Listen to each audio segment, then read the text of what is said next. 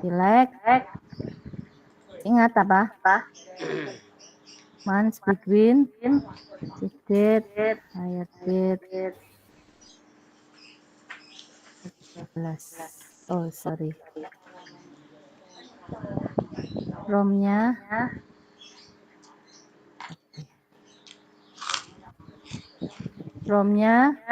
nah ini kan tidak ini ya, months between sys date, hire date from employees. Ini adalah tahun karyawan bekerja. Sekarang bisa saya berikan misalkan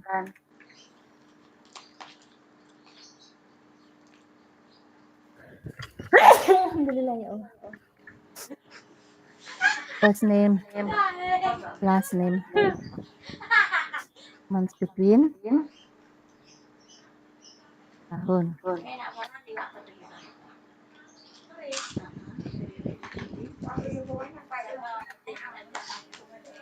Lama bekerja dalam tahun ya.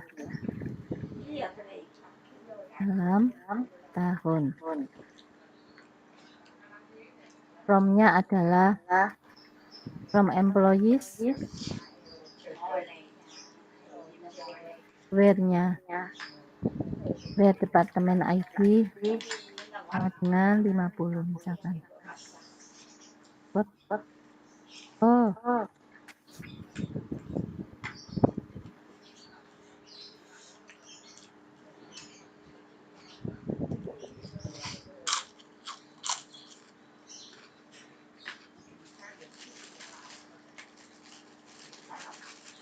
Nah, kenapa nggak mau? Karena dia maunya tanda petik ganda. Maunya dia tanda petik ganda.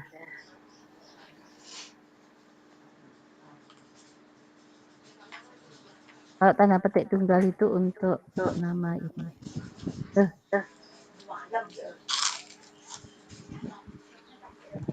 Ya apa sih? Sebentar saya ulangi lagi.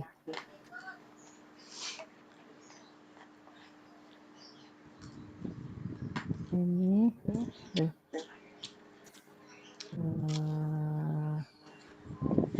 karena saya nggak menekan enter ya. Last name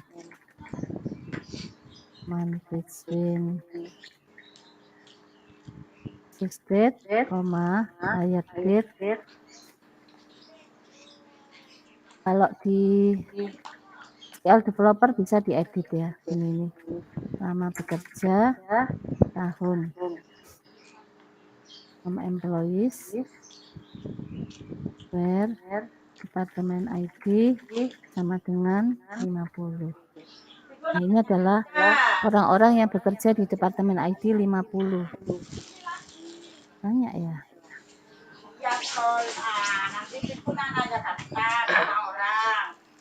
Orang-orang yang bekerja di departemen ID 50. Nama pekerjanya dalam tahun.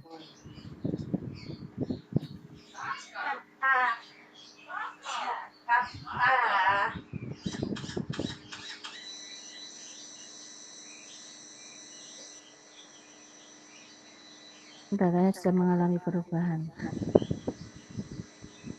Satu orang. Ini Perstima sudah mengalami perubahan ini datanya ya.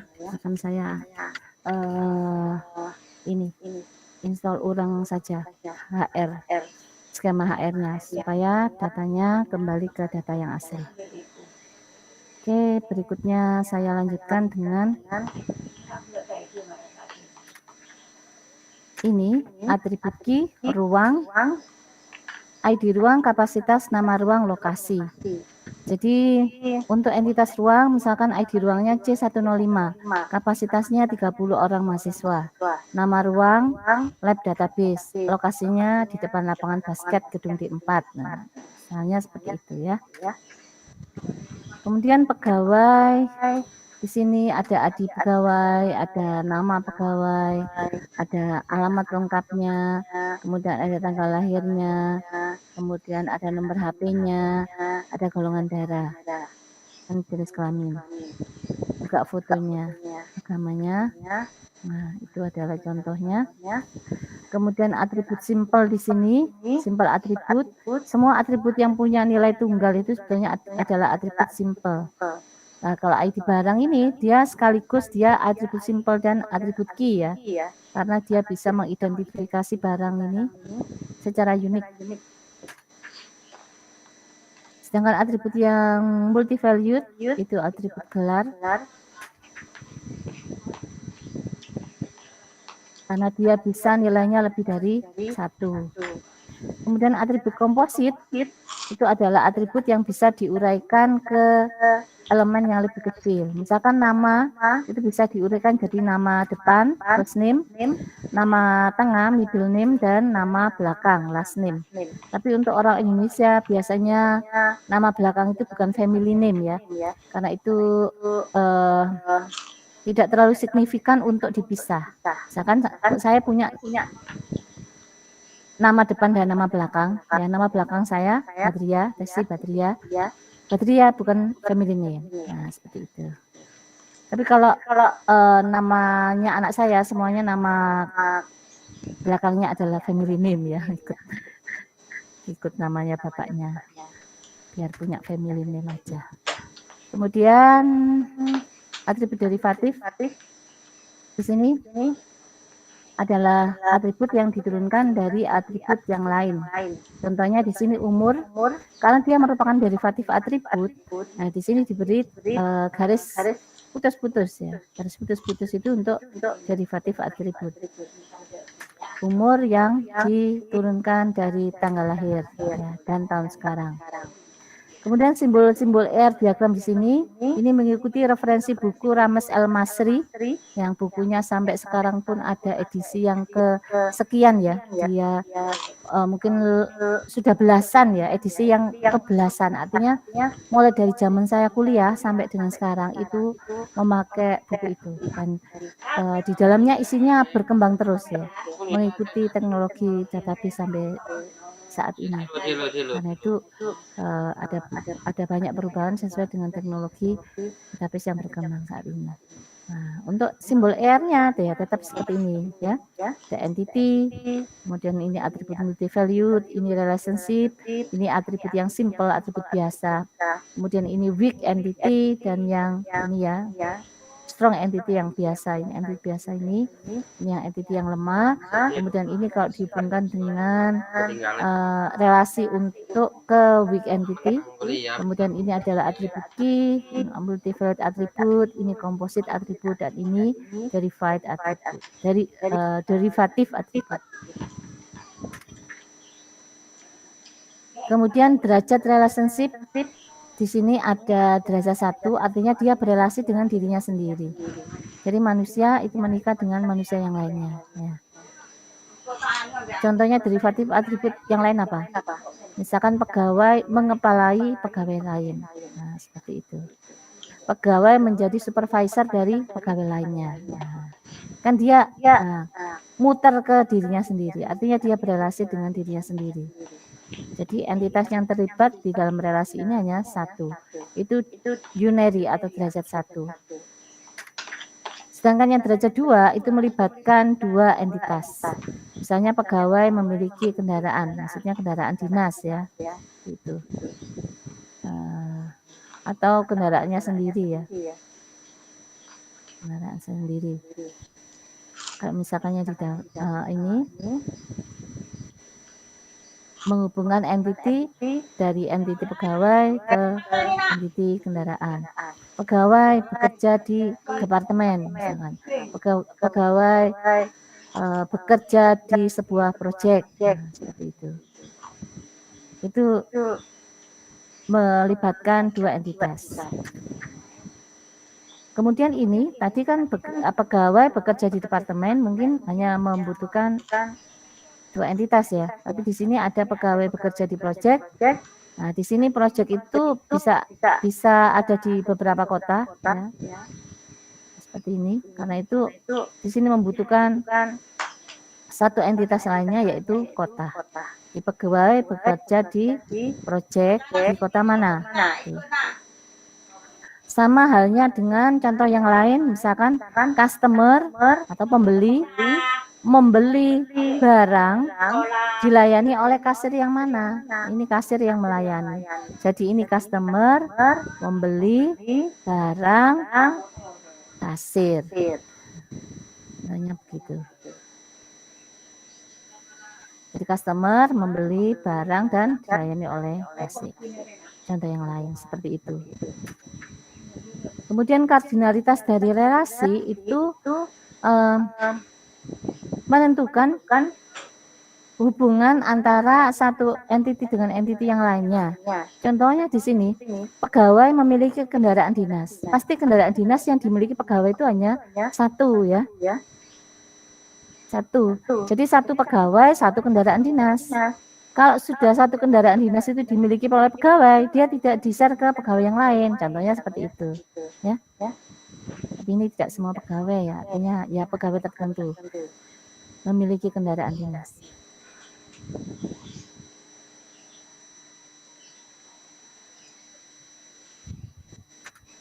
Kemudian one to many. Contohnya dosen mengajar mata kuliah. Ya. Satu orang dosen mengajar banyak mata kuliah. Tapi satu mata kuliah bisa diajar oleh berapa dosen? Kalau one to many ini. Satu dosen. Ya. Maksudnya satu mata kuliah itu sudah terinclude di situ kelasnya ya. Seperti di PENS ya. Tapi di PENS juga ada satu kelas yang diampu oleh lebih dari satu dosen. Berarti kalau di PENS relasinya bukan one to many tapi many to many, ya, many to many. Seperti juga mata kuliah apa ya yang mengisi itu banyak dosen apa ya namanya itu mata konsep teknologi, ya. Sudah apa belum konsep teknologi mata kuliahnya? Sudah Bu, semester 1. Oh, yang Semester 1. Sudah semester berapa? Mungkin dulu namanya teknologi informasi. Iya, itu yang mengajar berapa orang dosen? 1 orang dulu, Pak. Oh, 1 orang ya. Dulu ada konsep teknologi ya, itu yang mengisi banyak dosen sesuai dengan topik risetnya ya. Jadi misalnya seperti saya medical informatics, Pak Iwan Sarip network security. Nah, contohnya seperti itu. Nah, jadi sesuai dengan riset yang dilakukan oleh dosen. Ya mungkin ada mata kuliah lainnya yang mungkin gabungan ya. Saya nggak hafal namanya, tapi mungkin ada ya seperti itu biasanya.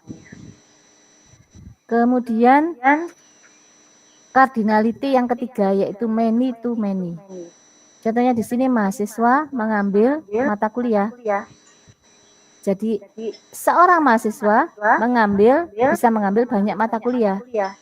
Dan satu mata kuliah itu bisa diambil oleh beberapa atau banyak mahasiswa. Jadi relasinya many to many. Kenapa di sini N dan M? Karena kan sudah N, ya satunya M. Jadi biar nggak sama aja. Kalau kenapa ini nggak N sama N? N juga, ya biasanya itu karena ini sudah N, ya ini jadi M gitu. Contoh diagram ER sederhana. Nah, contohnya di sini mahasiswa mendaftar di fakultas atau program studi, ya, di mana setiap program studi atau fakultas memiliki dosen, ya, dan dosen itu mengajar mata kuliah dan mahasiswa mengambil mata kuliah, seperti itu. Kalau mahasiswa mengambil mata kuliah kemudian mendapatkan nilai itu diletakkan di mana? Coba pertanyaan saya. Mahasiswa mengambil mata kuliah. Setelah mengambil mata kuliah kan nilainya muncul. Nah, nilai di sini diletakkan di bagian mana? Di mata kuliah. Diletakkan di mata kuliah, entitas mata kuliah gitu. Iya Bu, aktif. Iya Bu. Berarti satu mata kuliah nilainya sama lah. Kalau diletakkan di entitas mata kuliah. Satu macam mata kuliah nilainya kan sama. Berarti kalau diletakkan sebagai entitasnya mata kuliah. diambil berarti. Iya. Berarti diletakkan di atributnya relasi ambil. Tuh. Kenapa enggak diletakkan di mahasiswa? Enggak diletakkan Karena di entitas beda. mahasiswa. Setiap mahasiswa beda kan. Ya, karena enggak gitu. Karena kalau diletakkan di entitas mahasiswa, konsekuensinya apa? Yang terjadi apa? Satu orang mahasiswa, apapun mata kuliah yang diambil, nilainya sama. Ya. Ah ya Bu. Iya. Mata kuliah apapun yang diambil, nilainya kan sama nanti. Kalau nilai itu diletakkan di entitas mahasiswa. Ya. Dia mengambil mata kuliah apapun, nilainya pasti sama itu nilainya. Oh iya sih. Ya. Sebaliknya kalau diletakkan di mata kuliah, nilai itu diletakkan di mata kuliah. Siapapun mahasiswa yang mengambil mata kuliah itu, nilainya akan sama, ya kan? Kalau diletakkan di mata kuliah. Padahal mata kuliah di sini kan bisa diambil oleh banyak mahasiswa. Nah, banyak mahasiswa tadi yang mengambil satu mata kuliah, nilainya akan sama. Kalau misalkan nilai itu diletakkan sebagai atributnya mata kuliah. Jadi makanya diletakkan di atribut ambil di sini. Nah, karena itu untuk ER diagram dan mapping ke model relasional itu adalah bagian dari desain database dan direview kembali di basis data lanjut. Untuk seterusnya Anda terus akan pakai. Ya, sebagai hasil dari mempelajari kuliah basis data, baik yang basis data saja maupun ada embel-embelnya lanjut. Gitu ya. Jadi desain database itu sangat penting. Kenapa? Karena nanti proyek akhir itu setiap apapun proyek akhir yang Anda gunakan pasti kan melibatkan data. Dan data itu disimpannya di mana? Di dalam database kan? Ya. Karena di dalam database data itu disimpan yang melibatkan data yang perlu diolah, maka Anda harus mendeskripsikan seperti apa data itu disimpan di dalam sistem yang Anda buat. Karena itu perlu dibuat ER diagramnya, model relasional, itu adalah bagian dari pembuatan tugas akhir. Gitu ya? Oke. Batasan relasi. Batasan relasi menjelaskan apakah keberadaan suatu entitas tergantung pada entitas lain melalui sebuah relasi. Dan di sini dua macam batasan relasi, yaitu total participation dan partial participation. Jadi batasan relasi di sini adalah participation ya. Maksudnya batasan partisipasi bukan batasan relasi. Batasan partisipasi. Artinya seperti apa sebuah anggota entitas itu terlibat ya. Dengan cara bagaimana sebuah anggota entitas itu terlibat. Kalau terlibat semuanya, nah itu namanya total participation. Terlibat. Nah, partisipasi itu kan membutuhkan keterlibatan. Ya. Kalau terlibat semuanya berarti partisipasi total. Kalau terlibat sebagian, artinya ada yang boleh nggak terlibat, ya meskipun yang nggak terlibat itu cuma satu misalkan ya, berarti dia partisipasi sebagian.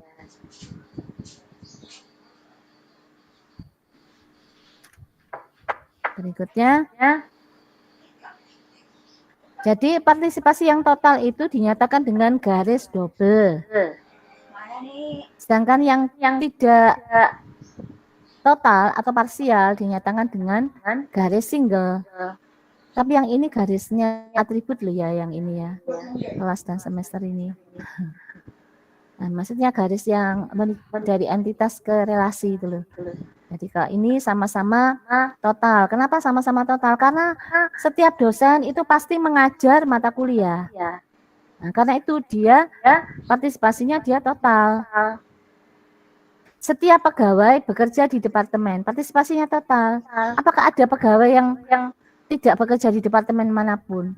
Mungkin bisa. Kalau misalkan pegawai honorer misalkan, tidak ditempatkan di departemen apapun karena dia masih honorer. Bisa jadi ada juga sistem yang cara desainnya seperti itu. Jadi tergantung dari requirement-nya, kebutuhan sistemnya seperti apa. Kemudian dari sini, dari mata kuliah ke kiri ya, dari sini. Setiap mata kuliah itu pasti ada dosen yang mengajarkan. Tidak mungkin ada mata kuliah berdiri sendiri gitu, enggak ada dosennya. Ada enggak? Nanti siapa yang nilai. Nah, jadi setiap mata kuliah pasti ada dosennya, karena itu di sini partisipasinya total. Partisipasi sebagian. Dosen mengkoordinir dosen ya. Maksudnya ini gini. Dosen mengkoordinir dosen itu ada dosen yang menjadi kaprodi ya. Kaprodinya di 4 siapa? Tahu?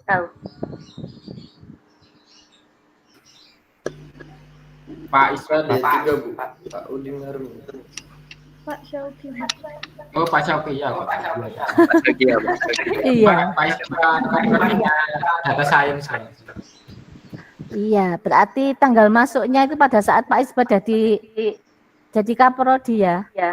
Kemudian diganti Pak Udin Harun pernah. Sekarang diganti lagi Pak Sauki. Ya.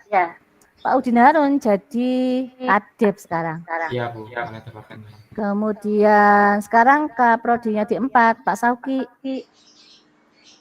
Kemudian kaprodinya di 3 Pak Rosid. Iya. Iya, tetap. Pak Rosid ya. Dulu Pak Arif ya. Waktu masuk dulu pertama kaprodinya Pak Arif ya. Dulu kita masuk sudah ganti Pak Rosid, Bu. Yang Oh. Pak Arif ketika ke CC Bu. Oh iya. Iya. Berarti sudah ganti ya. Oke, ya saya juga kalau nggak diberitahu gitu lupa ya, nggak tahu. Iya. Baik. Jadi di sini dosen koordinir. Dosen itu artinya dosen menjadi kaprodi dari dosen yang lainnya. Ya. Karena tidak semua dosen menjadi kaprodi, karena itu di sini adalah parsial. Tidak semua dosen menjadi kaprodi. Tapi ada satu dosen ya jabatan kaprodi ini, koordinir jabatan kaprodi ini pasti dipegang oleh satu dosen. Tidak ada misalkan jabatan kaprodi di 4 kosong gitu, tidak ada yang memegang sama sekali, nggak mungkin ya. Karena itu di sini relasinya partisipasinya total dengan parsial. Kemudian kalau partisipasinya total dan parsial, nah di sini cardinality-nya one to many. Kenapa cardinality-nya one to many? Satu dosen bisa mengkoordinir banyak dosen yang lain. Iya. Satu orang dosen menjadi kaprodi beberapa dosen. Ya, misalkan kaprodi di 4 menjadi kaprodi di jurusan IT. Ya. Dosen-dosen di jurusan IT. Berarti kan one to many. Tapi di sini untuk kaprodi di jurusan IT, misalkan kaprodi di 4 di jurusan IT, dipegang oleh siapa? Kan dipegang oleh satu orang. Karena itu di sini one. Dipegang oleh satu orang. Jadi dia bisa mengapali banyak orang, tapi satu jabatan dipegang oleh satu orang. Ya. Jadi partisipasinya parsial dan total, kemudian kardinalitasnya one to many. Demikian juga untuk yang pegawai dengan tanggungan ya, masih. Nah tadi ya pegawai dengan tanggungan.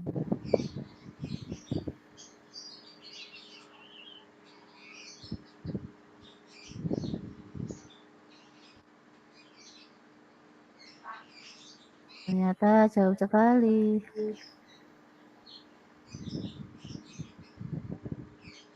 Ini ya. Tadi di sini pegawai memiliki tanggungan. Partisipasinya parsial apa total? Ini dengan ini. Total Bu. Yang ini? Parsial itu. Kalau masih single kan enggak punya tanggungan. Berarti di sini parsial ya kan? Kalau yang ini? Partisipasinya total apa parsial? Dari tanggungan ke sini. Total Bu. Kenapa? Total. Total. Jangan sampai parsial ini ya. Kalau parsial berarti artinya apa? Ada tanggungan yang tidak punya hubungan apapun dengan pegawai. Berarti selundupan lah. Dari mana dia ada sebagai tanggungan? Kalau tidak ada yang menanggung, ya kan? Ya. Jadi dari pegawai ke sini parsial, dari tanggungan ke sini total. Parsial, total. Kardinalitasnya? Bagaimana? Ini berarti ini masih belum lengkap loh ya. Ini penggambarannya masih belum lengkap karena ini wajib hukumnya ini total ini. Kalau ini parsial. Ini masih belum lengkap ini gambarnya. Kardinalitasnya apa? One to one, one to many, many to many. One to many, Bu. One to many. Berarti ada tanggungan. Tanggungan itu mesti ikut salah satu pegawai. Ya. Tapi kalau bapak ibunya bekerja di perusahaan itu, jadi di sini pegawai. Ya ikut bapaknya gitu ya maksudnya. Ikut salah satu ya artinya. Tanggungan di salah satu. Sebagai dependen biasanya ikut dependennya, tanggungannya ayahnya. Nah, seperti itu. Ya. Kelas ini semester 3 ya? Semester 3. Saya di IT itu kebetulan punya alamat yang sama dengan dosen IT karena suami saya Pak Iwan Syarif ya.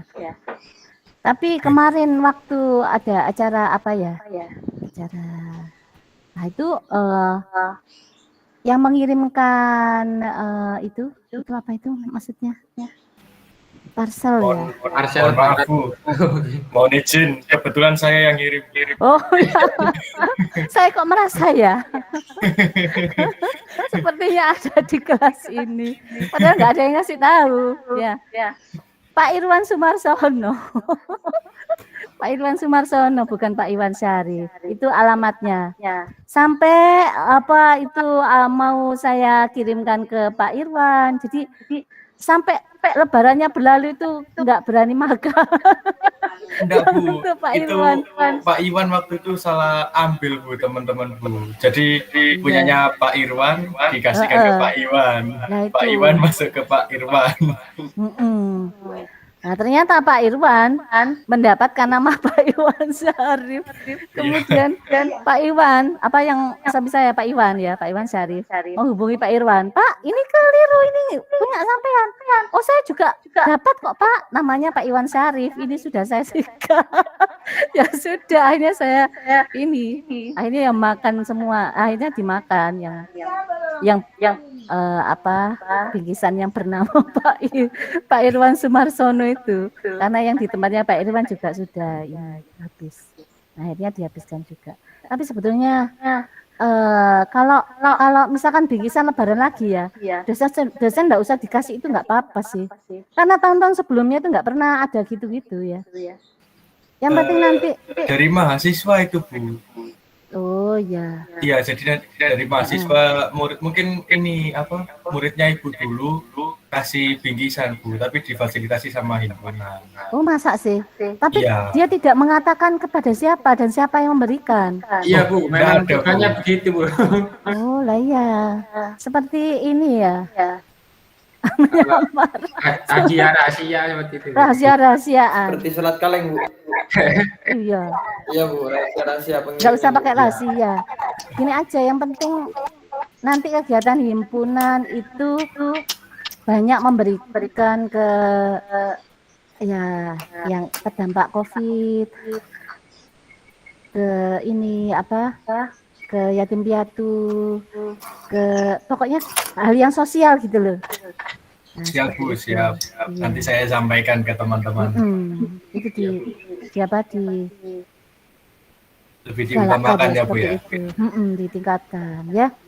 Baik Bu, Oke. terima kasih sarannya Bu. Iya. Lagi pula saya nggak tahu dari siapa ini yang memberikan saya gitu. Memberikan tayo. Berarti Anu, satu Bu. orang apa 2 orang itu yang memberikan? Apa ada kemungkinan dapat banyak? Enggak kan? Kadang-kadang ada ini Bu, perwakilan kelas gitu Bu, beli buat Oh dosen. lah ya, saya khawatirnya Ya. nanti memberatkan atau gimana gitu ya. Dan Saya khawatirnya juga kalau ada yang nggak dapat gimana? Nggak ada yang pilih.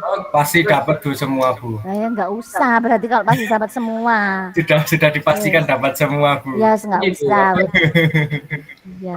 Prosedurnya itu kita kayak memberikan flyer ke seluruh kelas. Misal ini dari himpunan ada bingkisan, ada paket bingkisan, misal paket 1, 2, 3 kayak gitu. Nah, mungkin dari kelasnya ada ide gimana kalau kita ngasih BTS misal kayak gitu. Dari kelasnya BTS mungkin BTS wali dosen dari kelas berapa mungkin kayak gitu. Nah, itu dia pesen untuk alamat ini atas nama ini. Nah, kayak gitu. Jadi istilahnya apa ya? Kita itu cuman ngantarkan aja gitu, Bu. Kita seolah-olah seperti jualan kayak gitu. Dan Iya, kebetulan saya juga salah di rumah sebelah Bu sebelumnya Bu. Soalnya sama-sama nomor 7. 373. Iya 37. Tapi yang sebelahnya ada A-nya. Iya. Yang rumahnya Ibu enggak ada. Totot kok keluarnya beda gitu Bu. Iya. Itu iya rumah tahfidz sebelah rumah saya itu. Oh. Rumah tahfidz. Yang menghuni 12 orang. Penghafal Quran. Alhamdulillah ya. Alhamdulillah. Ya jadi rumah saya sering terdengar itu suara orang mengaji ya. Alhamdulillah mbak-mbaknya itu. Itu juga ada anak teknik komputer, anak pensi juga yang di situ. Pernah. Sudah lulus ya. Sekarang ini anak ITS semua yang kuliah di situ. Oh, kurang tahu saya Bu, soalnya keluarnya mbak-mbak. Iya mbak-mbak. Ibu Teh sih rumahnya di sebelah Mas, bukan di sini. Iya. Oh iya. Iya. Putri semua itu. Tapi ada rumah tahfidz yang khusus laki-laki ada ya sepertinya ya. Kurang tahu juga saya Bu. Ada, iya. Makanya kalau ada yang sudah punya hafalan Quran berapa gitu daftar aja di rumah tahfidz. Siap-siap Bu. Menambah ini. Ya ada. Jadi rumah yang yang punya rumah itu mengkhususkan untuk rumah tahfidz, terus difasilitasi di situ. Enak kan? Sama ini ya, menghafal Quran. Yes. Dulu zaman beberapa tahun itu belum ada seperti itu ya. Kalau sekarang banyak rumah tahfidz, alhamdulillah. Baik, saya lanjutkan lagi ya. Terima kasih. Oke, saya lanjutkan sekarang ini. Ini sudah jauh tadi ya. Sampai di sini tadi. Jadi yang pegawai dengan tanggungan tadi yang penting Anda tahu kalau ini belum lengkap ya. Nah, ini belum lengkap ya. Jadi ini parsial, ini total, kemudian one to many. Ya, one to many. Kemudian sama seperti yang ini ya, parsial, total, kemudian one to many. Kemudian mapping ERD. Jadi mapping ERD itu di sini ada algoritmanya 1 sampai 6. Tapi kalau misalkan Anda tidak menggunakan algoritma ini tidak apa-apa karena sebenarnya mapping itu bisa dilakukan secara intuitif. Intuitif itu artinya yang penting kita memastikan bahwa data yang disimpan itu adalah konsisten. Itu. Data itu konsisten dan mapping itu sebetulnya kan bagaimana data itu dibentuk dalam struktur yang baik penyimpanannya. Artinya tidak banyak redundan dan tidak banyak nilai yang kosong atau null value. Ya, nanti akan saya contohkan. Tapi ini kalau misalkan mengikuti algoritma ini enggak apa-apa ya, terserah. Terserah kalau mau diikuti algoritmanya ini.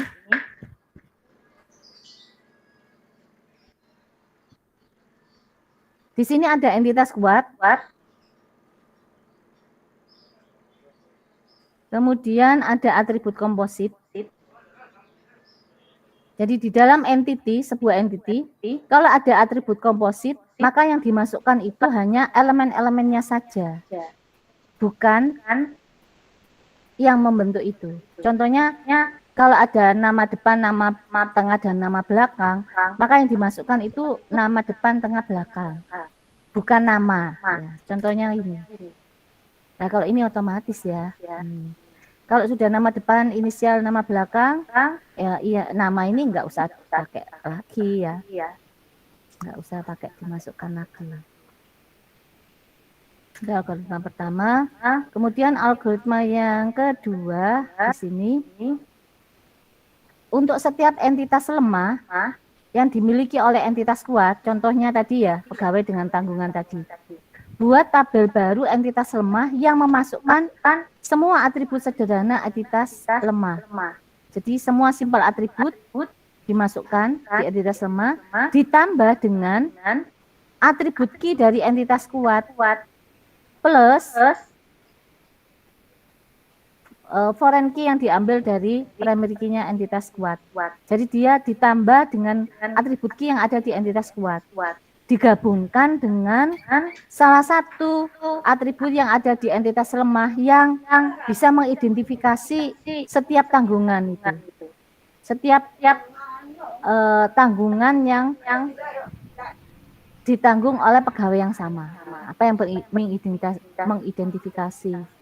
Yaitu namanya, ya kan? Kan nggak mungkin ada pegawai yang menanggung dua orang yang punya nama yang sama, kan nggak mungkin.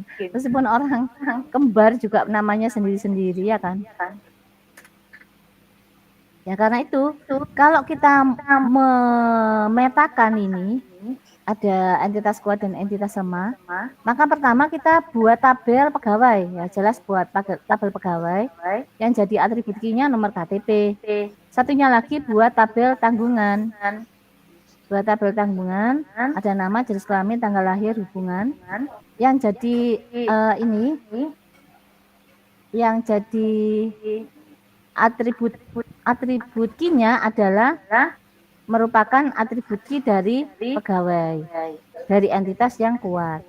Plus nama. Jadi ini kurang ini atribut key-nya. Mestinya nama dikasih garis red. Kenapa? Perlu dijadikan atribut key juga. Karena kalau ini tidak dijadikan atribut key, nama ini merupakan gabungan ya, nomor KTP plus nama key-nya. Kalau ini enggak dijadikan primary key juga, nanti berarti setiap orang pegawai, satu orang pegawai hanya bisa menanggung satu orang. Ya kan? Cuma satu orang yang bisa ditanggung di sini. Tapi kalau di sini jadi atribut key, maka bisa menanggung misalkan istrinya, anaknya pertama, kedua, ketiga, dan seterusnya. Tuh contohnya. Kemudian partisipasi total dan parsial. Ini partisipasi total dan parsial. Ini merupakan penggambaran ER diagram. Kalau garis tebal ini maksudnya double line ya. Karena di beberapa buku referensi itu menggunakan garis tebal dengan garis biasa. Ya. Garis tebal ini menggambarkan double line-nya.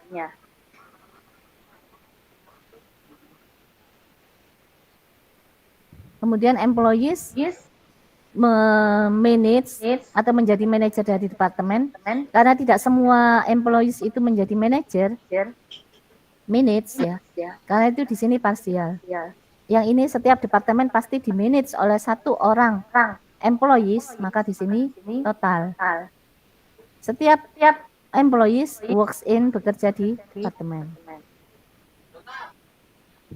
Sejak kapan? Since hire date. Jadi untuk relasinya, ya, relasi antara dua entity itu bisa sama-sama partisipasi total, bisa sama-sama total, kemudian bisa sama-sama parsial, atau salah satu total dan salah satu parsial gitu maksudnya. Jadi ada 3 kemungkinan. Nah, 3 kemungkinan ini nanti setiap ini punya rule yang berbeda ya, punya akibat yang berbeda. Kalau sama-sama total, maka tambahkan semua simple atribut dari entitas yang lain. Pilih salah satu, tambahkan semua simple atribut dari entitas yang lain. Itu kalau sama-sama total. Kalau sama-sama parsial, pilih salah satu, tambahkan foreign key dari primary key entitas yang lain. Tapi kalau misalkan salah satu partisipasinya total atau partisipasinya parsial, maka tambahkan foreign key dari primary key entitas yang lainnya. Pilih yang partisipasinya total, kemudian tambahkan foreign key dari primary key entitas lainnya. Nah, coba di sini Anda perlu membuat contoh ya untuk mengimplementasikan 3 kondisi ini, sama-sama total, sama-sama parsial, salah satu parsial atau total. Nah, gampang ya, bisa dicari dari contoh-contoh yang sudah ada sebelumnya. Tapi kalau misalkan kita tidak mengikuti algoritma ini pun ya, kalau menurut saya ya, yang penting adalah konsisten dan strukturnya baik ya, seperti itu.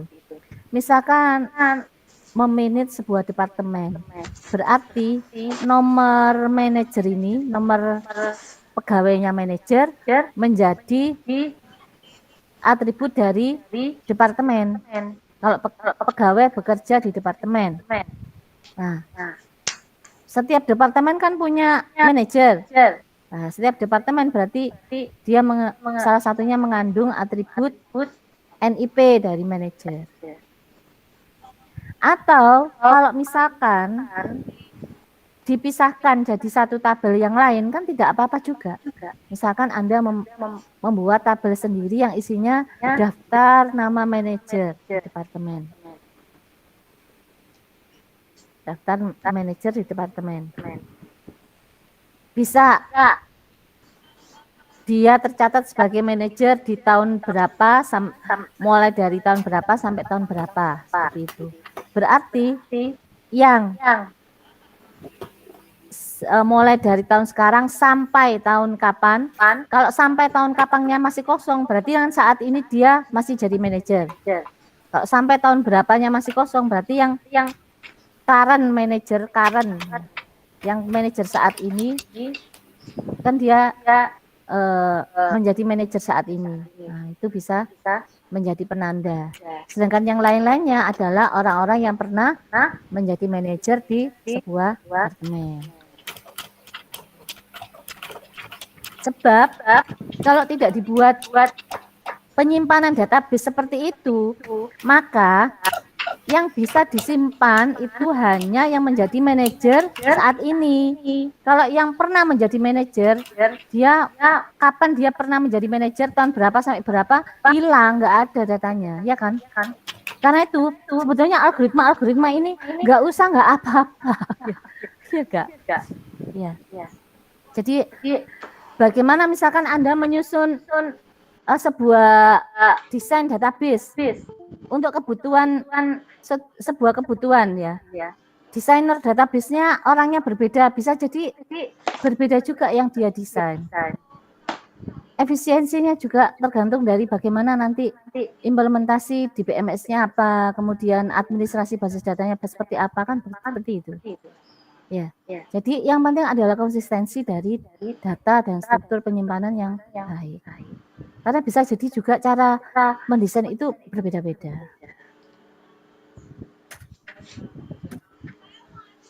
Algoritma yang keempat, untuk setiap relasi one to many antara entitas 1 dan entitas 2, pilih entitas yang memiliki derajat maksimum sama dengan N. Tambahkan sebuah foreign key dari primary key entitas lain yang memiliki derajat maksimum relasi sama dengan 1.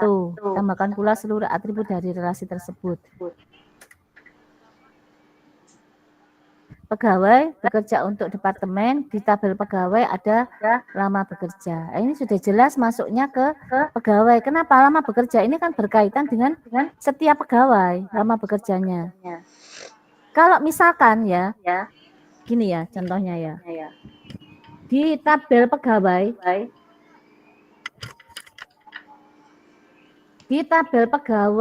itu ada hire date kan kalau di HR ya.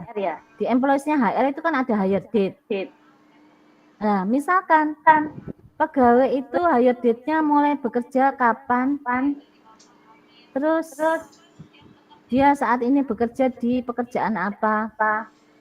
Job ID-nya ya. Job ID. Dan kemudian departemen tempat dia bekerja. Nah, itu bisa jadi ada perubahan. Ya. Bisa jadi ada perubahan job ID-nya dia. Nah, kalau misalkan dia berganti job ID, berganti pekerjaan, informasi pekerjaannya yang lama disimpannya di mana? Kalau di HR, ada yang tahu? Informasi pekerjaan yang pernah dilakukan oleh pegawai. Kalau dia sudah tidak melakukan pekerjaan tadi, kemudian disimpannya di mana?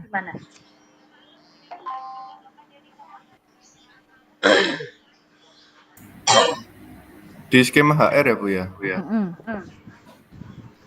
Oh, mana SPL saya? Apa ya? Mana?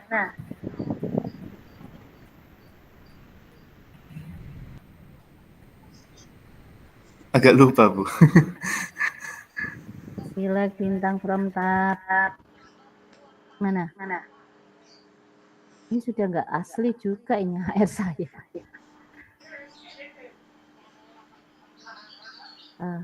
Ini ya, ini disimpan di job history. Ya kan? Disimpan di job history. Coba describe job history.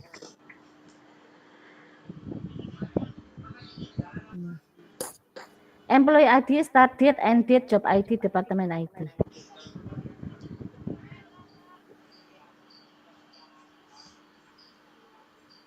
Nah, ini ditampilkan, select employee ID, job ID, from job history,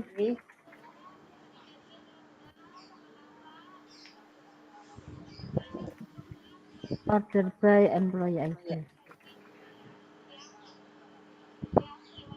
Nah, ini artinya apa? Employee ID 101 itu pernah memegang pekerjaan AC account sama AC MGR. Dua pekerjaan ini. Terus saat ini sekarang dia bekerja di pekerjaan mana? Pertanyaannya gitu. Gimana skripnya?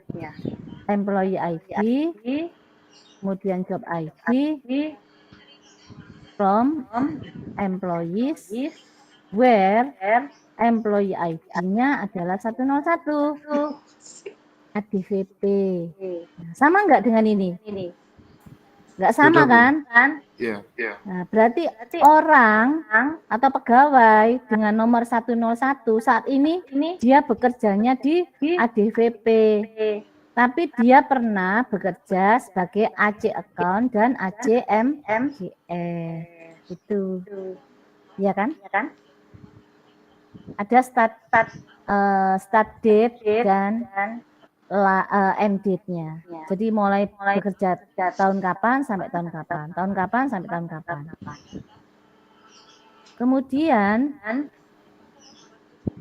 coba ya, saya ingin tahu orang ini dia lihat date-nya.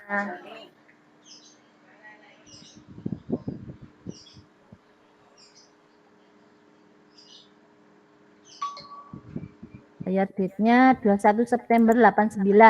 Ya, 21 September 89. Sedangkan kalau yang di job history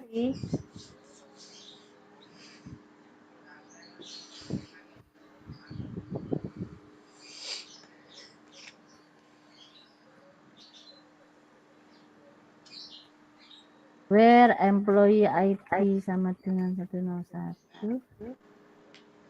ini. Mulai tahun 21 September 89, dia kan hire date-nya itu. Sampai saat ini pun hire date itu nggak berubah. Ya. Hire date-nya itu. 21 September 89.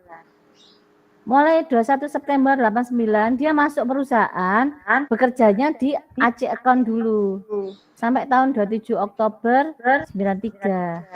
Ya, 4 tahun dia bekerja di AC account. Kemudian setelah itu pindah pekerjaan. Nah, ini kan tanggalnya cuma selisih sehari kan?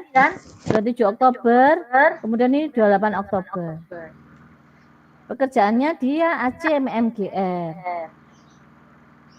Mulai 28 Oktober sampai 15 Maret. Berarti dia ADVP ini mulai bekerja sebagai ADVP kapan? Ayo. Masih ingat? Masih kesimpulannya apa? Dia orang 101 ini bekerja di ADVP, start date-nya mulai kapan? 16 16 Maret. Iya, 16 Maret. Tuh. Jok sampai gak ngerti yo jawabannya. Iya. Kalau dilihat dari sini berarti kan selisihnya cuma sehari ya, kan? Nah, jadi pada tanggal 15 Maret itu hari terakhir dia kerjanya ACMGR, kemudian sehari kemudian dia dipindah ke ADVP. Sampai kapan? Sampai sekarang. Ya. Mungkin ada perubahan ya nggak tahu. Pokoknya skema HR itu gitu, ya kan? Itu contoh sampel database ya. Contoh database yang berasal dari Oracle. Dan itu sudah lengkap semuanya. Skema HR itu meliputi semua cara pendefinisian SQL itu seperti apa. Macam-macam join, mulai dari equi join, non equi join, outer join, self join, ada semua. Left right join, left outer, left outer, right outer, full outer. Ya, masih ingat nggak? Full outer itu apa? Kalau kita ingin menampilkan pegawai-pegawai yang nggak punya departemen ID tempat dia bekerja, plus departemen yang tidak punya pegawai tempat bekerjanya ndak ada pegawainya. Jadi departemen itu kosong, cuma nama departemen toh. Sama pegawai yang tidak bekerja di departemen manapun. Nah, itu di sisi kiri dan kanan, left dan right itu full outer. Jadi kalau kita menggunakan SQL 99, kita bisa menggunakan full outer. Kita bisa mengambil di kiri dan kanan dari sisi entitas yang berelasi itu antara pegawai dengan departemen. Jadi kita bisa mengambil dua-duanya. Tapi kalau kita menggunakan SQL 92 yang tanda plus itu, tanda plus itu kan bisa di kiri atau kanan, salah satu kan, nggak mungkin tanda plus itu di kiri dan kanan, kan nggak boleh. Nah itu kita nggak bisa full outer. Jadi itu full, SQL 99 sama 92. Oh, kan tak bisa.